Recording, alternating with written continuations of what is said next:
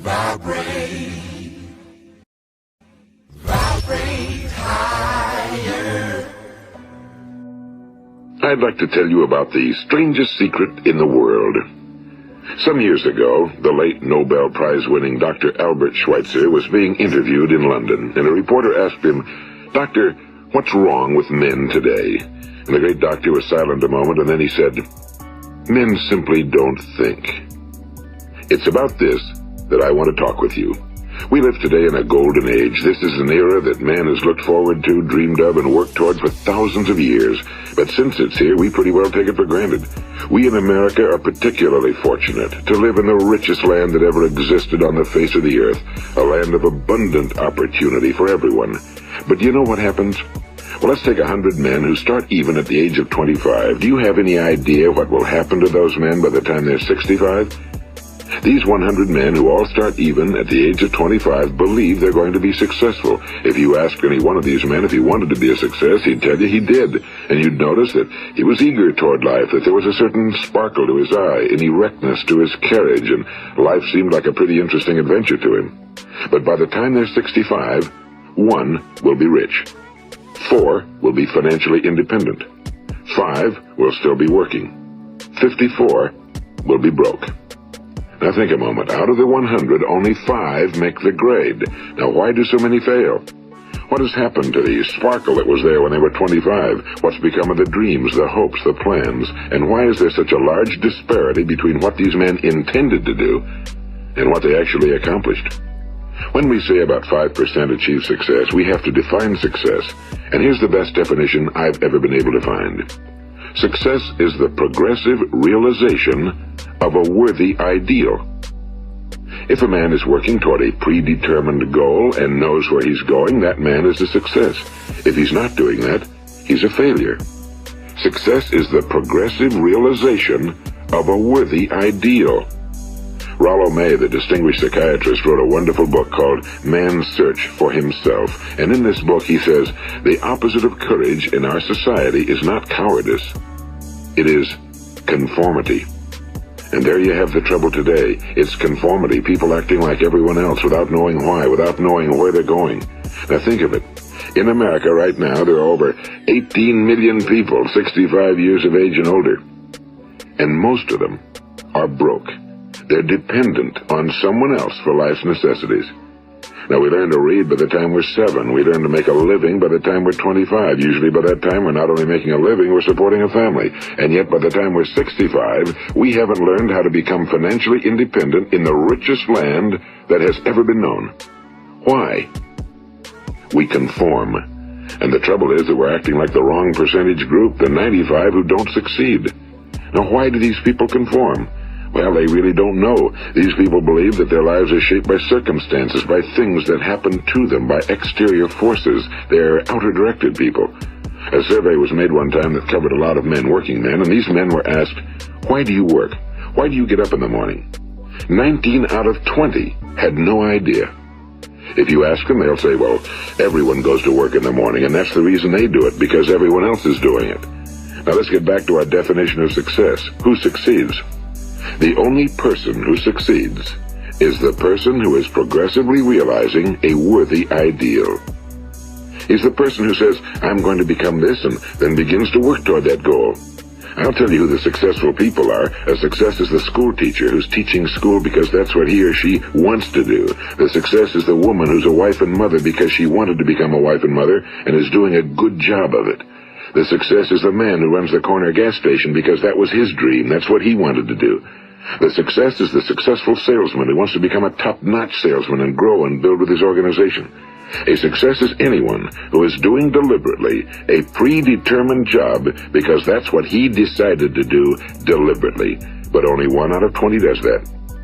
That's why today there isn't really any competition unless we make it for ourselves. Instead of competing, all we have to do is create. You know, for 20 years, I looked for the key which would determine what would happen to a human being. Was there a key I wanted to know which would make the future a promise that we could foretell to a large extent? Was there a key that would guarantee a person's becoming successful if he only knew about it and knew how to use it? Well, there is such a key, and I've found it. Have you ever wondered why so many men work so hard and honestly without ever achieving anything in particular, and others don't seem to work hard and yet seem to get everything? They seem to have the magic touch. You've heard them say that about someone. Everything he touches turns to gold. And have you ever noticed that a man who becomes successful tends to continue to become successful? And on the other hand, have you noticed how a man who's a failure tends to continue to fail? Well, it's because of goals. Some of us have goals, some don't. People with goals succeed because they know where they're going. It's that simple. Think of a ship leaving a harbor, and think of it with the complete voyage mapped out and planned. The captain and crew know exactly where it's going and how long it'll take. It has a definite goal. Now, 9,999 times out of 10,000, it will get to where it started out to get. Now let's take another ship, just like the first, only let's not put a crew on it or a captain at the helm. Let's give it no aiming point, no goal, no destination. We just start the engines and let it go. I think you'll agree with me that if it gets out of the harbor at all, it will either sink or wind up on some deserted beach, a derelict. It can't go anyplace because it has no destination and no guidance, and it's the same with a human being. Take the salesman, for example. There's no other person in the world today with the future of a good salesman. Selling is the world's highest paid profession, if we're good at it and if we know where we're going. Every company needs top-notch salesmen, and they reward those men. The sky's the limit for them. But how many can you find? Someone once said the human race is fixed, not to prevent the strong from winning, but to prevent the weak from losing. The American economy today can be likened to a convoy in time of war. The entire economy is slowed down to protect its weakest link, just as the convoy had to go at the speed that would permit its slowest vessel to remain in formation. That's why it's so easy to make a living today. It takes no particular brains or talent to make a living and support a family today. So we have a plateau of so-called security, if that's what a person's looking for. But we do have to decide how high above this plateau we want to aim. Now let's get back to the strangest secret in the world, the story that I wanted to tell you today. Why do men with goals succeed in life and men without them fail? Well, let me tell you something which, if you really understand it, will alter your life immediately. If you understand completely what I'm going to tell you from this moment on, your life will never be the same again. You will suddenly find that good luck just seems to be attracted to you. The things you want just seem to fall in line, and from now on you won't have the problems, the worries, the gnawing lump of anxiety that perhaps you've experienced before. Doubt, fear, well, they'll be things of the past. Here's the key to success and the key to failure. We become what we think about. Now let me say that again. We become what we think about. Throughout all history, the great wise men and teachers, philosophers and prophets have disagreed with one another on many different things. It's only on this one point that they are in complete and unanimous agreement. Listen to what Marcus Aurelius, the great Roman emperor, said. A man's life is what his thoughts make of it. Disraeli said this, everything comes if a man will only wait. I've brought myself by long meditation to the conviction that a human being with a settled purpose must accomplish it, and that nothing can resist a will that will stake even existence for its fulfillment. Ralph Waldo Emerson said this, a man is what he thinks about all day long. William James said, the greatest discovery of my generation is that human beings can alter their lives by altering their attitudes of mind. And he also said, we need only in cold blood act as if the thing in question were real, and it will become infallibly real by growing into such a connection with our life that it will become real. It will become so knit with habit and emotion that our interest in it will be those which characterize belief. And he also said, if you only care enough for a result, you will almost certainly attain it. If you wish to be rich, you will be rich. If you wish to be learned, you will be learned. If you wish to be good, you will be good. Only you must then really wish these things and wish them exclusively, and not wish at the same time 100 other incompatible things just as strongly. In the Bible, you read in Mark 9:23, if thou canst believe, all things are possible to him that believeth. My old friend Dr. Norman Vincent Peale put it this way, this is one of the greatest laws in the universe. Fervently do I wish I had discovered it as a very young man. It dawned upon me much later in life, and I found it to be one of the greatest, if not my greatest discovery outside of my relationship to God. The great law, briefly and simply stated, is that if you think in negative terms, you will get negative results. If you think in positive terms, you will achieve positive results. That is the simple fact, he went on to say, which is at the basis of an astonishing law of prosperity and success. In 3 words, believe and succeed. William Shakespeare put it this way: our doubts are traitors and make us lose the good we oft might win by fearing to attempt. George Bernard Shaw said, people are always blaming their circumstances for what they are. I don't believe in circumstances.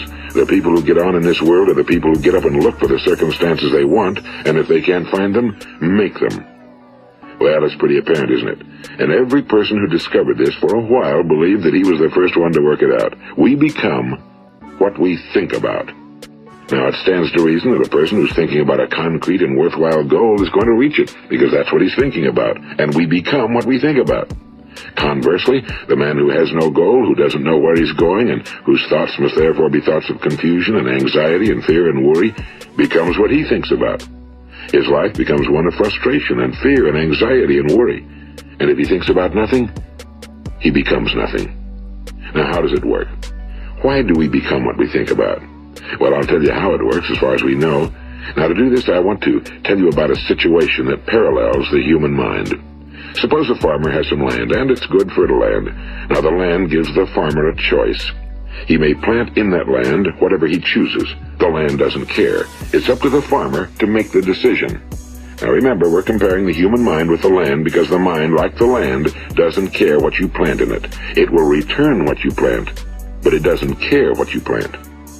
Now let's say that the farmer has 2 seeds in his hand. One is a seed of corn, the other is nightshade, a deadly poison. He digs 2 little holes in the earth and he plants both seeds, one corn, the other nightshade. He covers up the holes, waters, and takes care of the land, and what will happen? Invariably the land will return what's planted. As it's written in the Bible, as ye sow, so shall ye reap.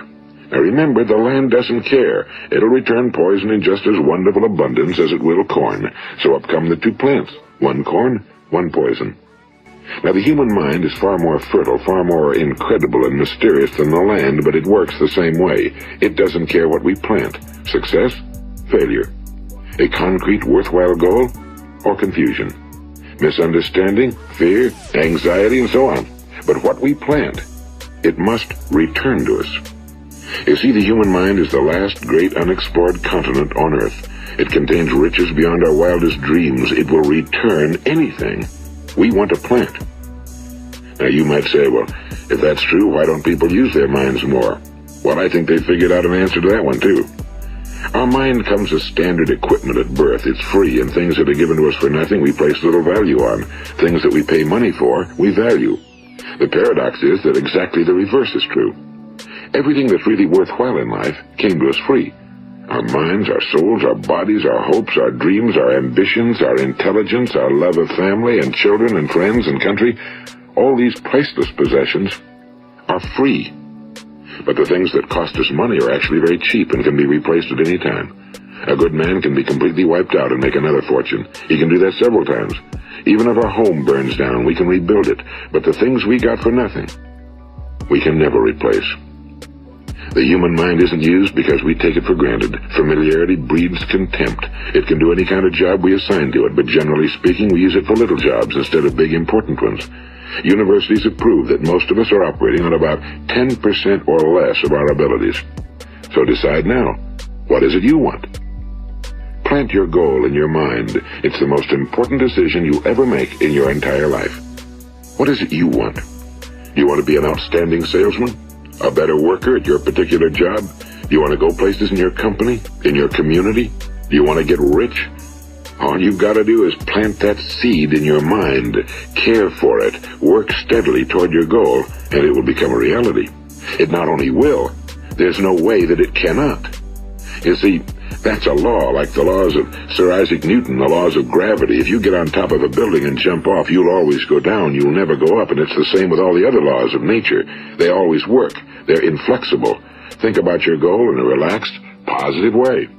Picture yourself in your mind's eye as having already achieved this goal. See yourself doing the things you will be doing when you've reached your goal. Ours has been called the phenobarbital age, the age of ulcers and nervous breakdowns and tranquilizers. At a time when medical research has raised us to a new plateau of good health and longevity, far too many of us worry ourselves into an early grave trying to cope with things in our own little personal ways without learning a few great laws that will take care of everything for us. These things we bring on ourselves through our habitual way of thinking. Every one of us is the sum total of his own thoughts. He is where he is because that's exactly where he really wants to be, whether he'll admit that or not. Each of us must live off the fruit of his thoughts in the future, because what you think today and tomorrow, next month and next year, will mold your life and determine your future. You're guided by your mind. I remember one time I was driving through eastern Arizona and I saw one of those giant earth-moving machines roaring along the road at about 35 miles an hour with what looked like 30 tons of dirt in it. A tremendous, incredible machine, and there was a little man perched way up on top with the wheel in his hands guiding it. And as I drove along, I was struck by the similarity of that machine to the human mind. Just suppose you're sitting at the controls of such a vast source of energy. Are you going to sit back and fold your arms and let it run itself into a ditch? Or are you going to keep both hands firmly on the wheel and control and direct this power to a specific, worthwhile purpose? It's up to you. You're in the driver's seat.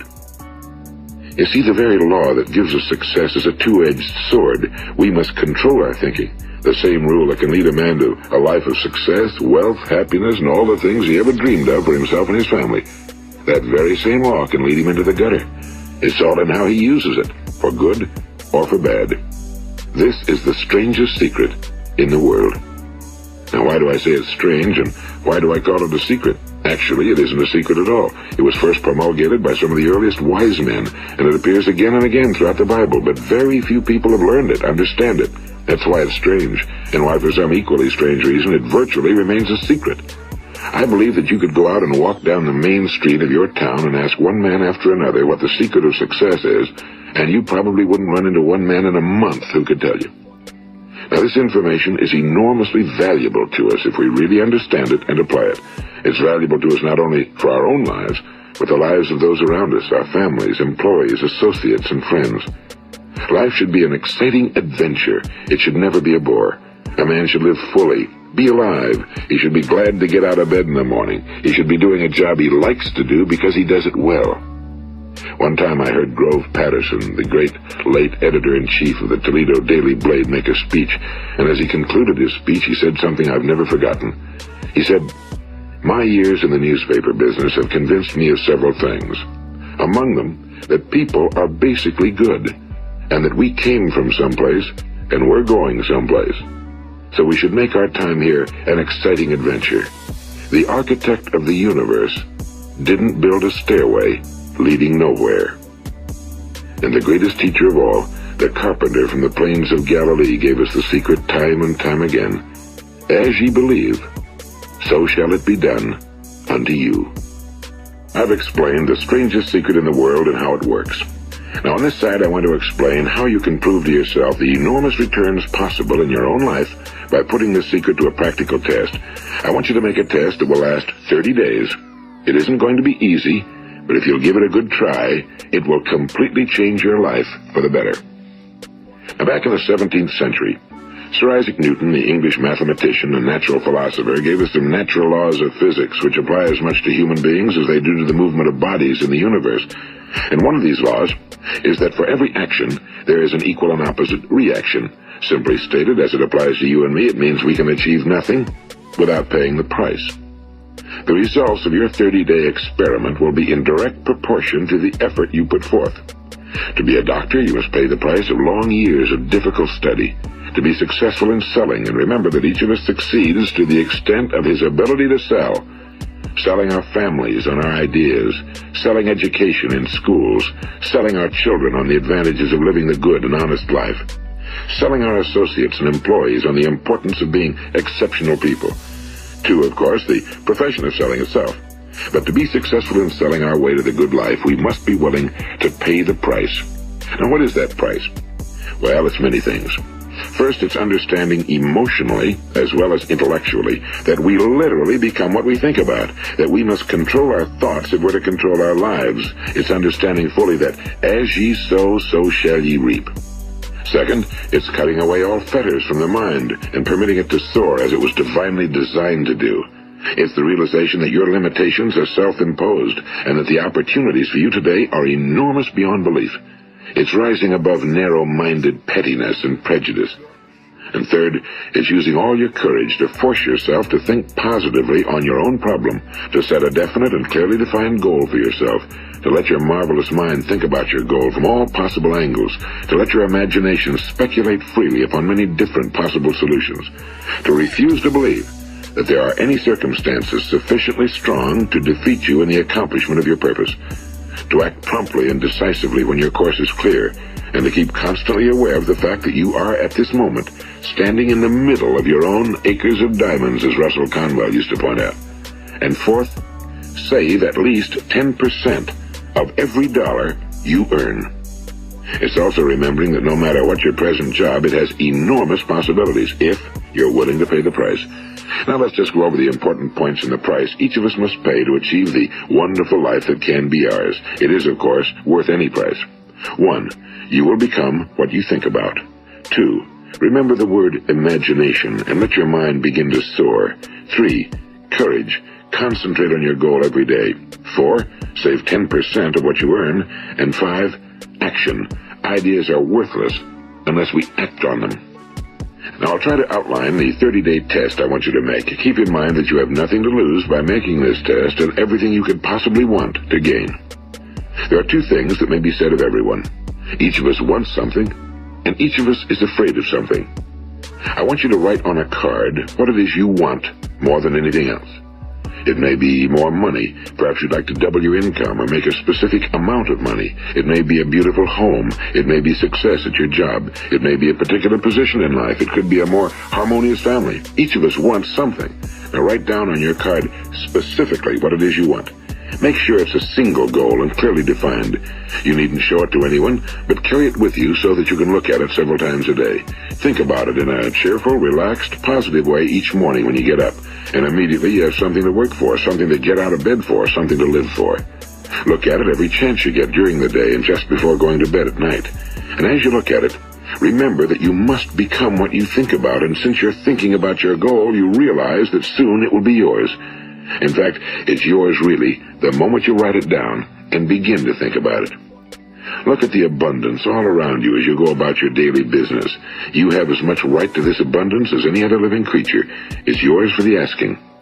Now we come to the difficult part. Difficult because it means the formation of what is probably a brand new habit, and new habits are not easily formed.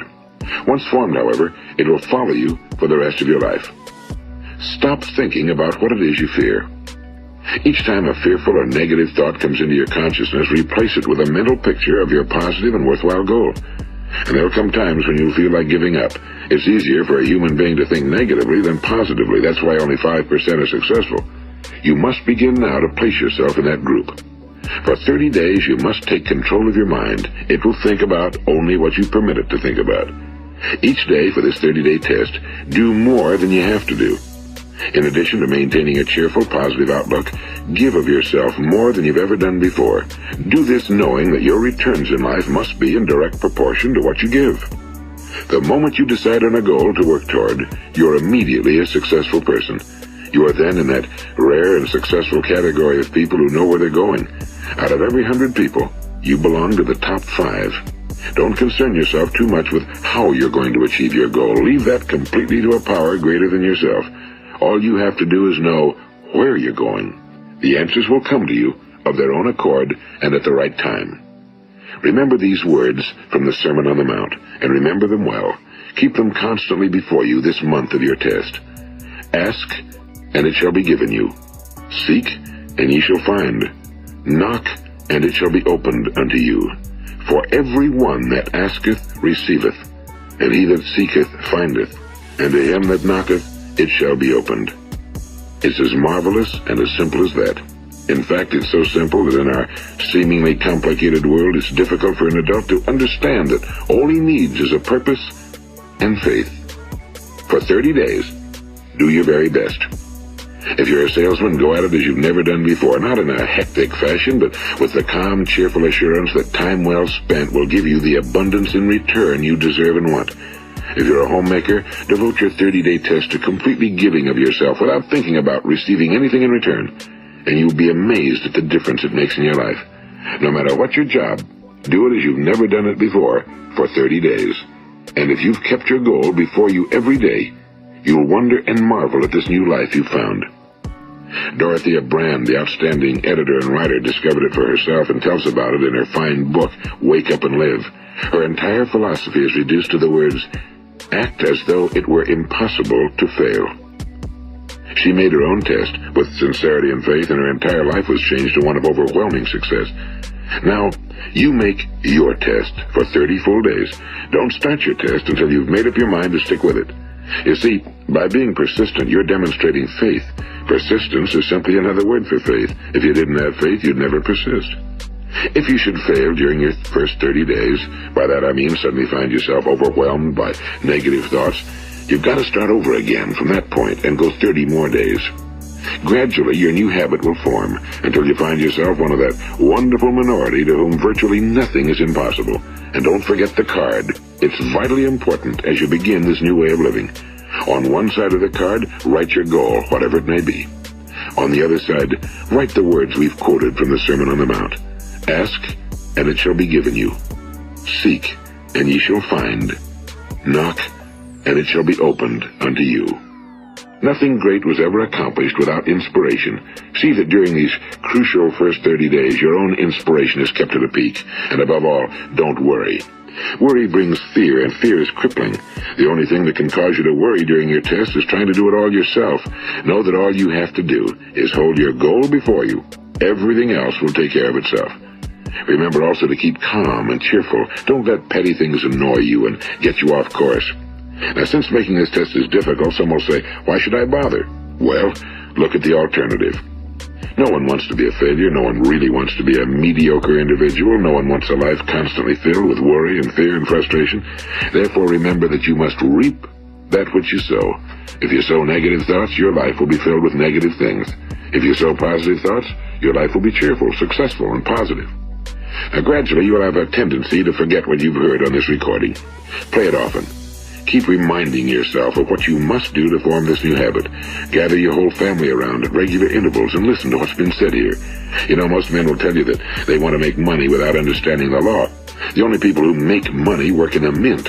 The rest of us must earn money. This is what causes those who keep looking for something for nothing or a free ride to fail in life. The only way to earn money is by providing people with services or products which are needed and useful. We exchange our time and our product or service for the other man's money. Therefore, the law is that our financial return will be in direct proportion to our service. Now, success is not the result of making money. Making money is the result of success, and success is in direct proportion to our service. Most people have this law backwards. They believe that you're successful if you earn a lot of money. The truth is that you can only earn money after you're successful. It's like the story of the man who sat in front of the stove and said to it, give me heat, and then I'll add the wood. How many men and women do you know, or do you suppose there are today, who take the same attitude toward life? There are millions. We've got to put the fuel in before we can expect heat. Likewise, we've got to be of service first before we can expect money. Don't concern yourself with the money. Be of service, build, work, dream, create. Do this and you'll find there's no limit to the prosperity and abundance that will come to you. Prosperity, you know, is founded upon a law of mutual exchange.